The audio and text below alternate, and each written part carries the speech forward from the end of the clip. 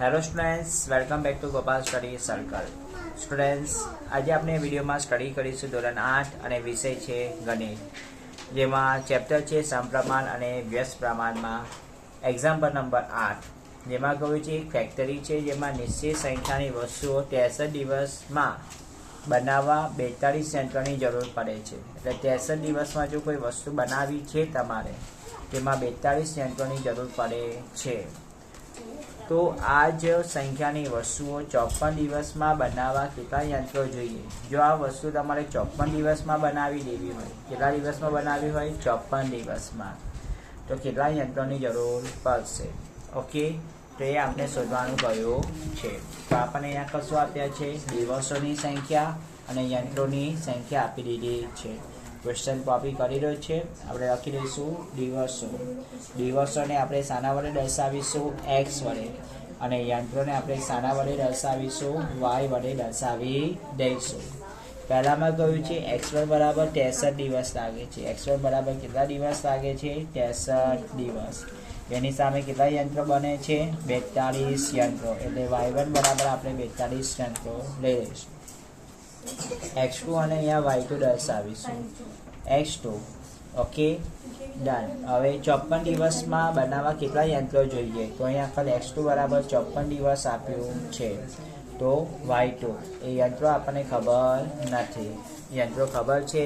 ના, નથી ખબર. તો એની સામે શું કરી દઉં છું? પ્રશ્ન ચિહ્ન કરી દઉં છું. શું કરી દઉં છું? પ્રશ્ન ચિહ્ન. ઠીક છે. અને આ પ્રમાણે તમારે કોષ્ટક કમ્પ્લીટ કરી દેવાનું છે. તમે જુઓ છો કે વધારા અને ઘટાડાનું પ્રમાણ અહીંયા જોવા મળે છે. ઓકે, તો આને શું કહેવાય? વ્યસ્ત પ્રમાણ કહેવાય. તો આપણે લખીશું વ્યસ્ત પ્રમાણની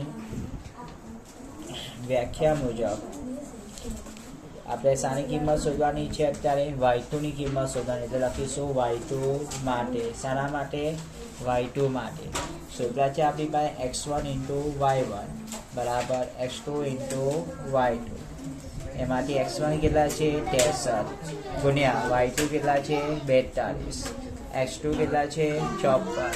અને y2 આપણને ખબર નથી. તો 63 અહીંયા હું થોડું સ્પેસ રાખીને લખી દઉં છું. 63 ગુણ્યા 42 એવા ને એવા. 54 અને y2 વચ્ચે ગુણાકારનો સંબંધ. 54 હું આ બાજુ લાવું તો ક્યાં આવે? ભાગાકારમાં. તે બાજુ શું વધે? y2. શું વધે? y2. હવે દેખો 63 છે તો 9 × 63 થયું.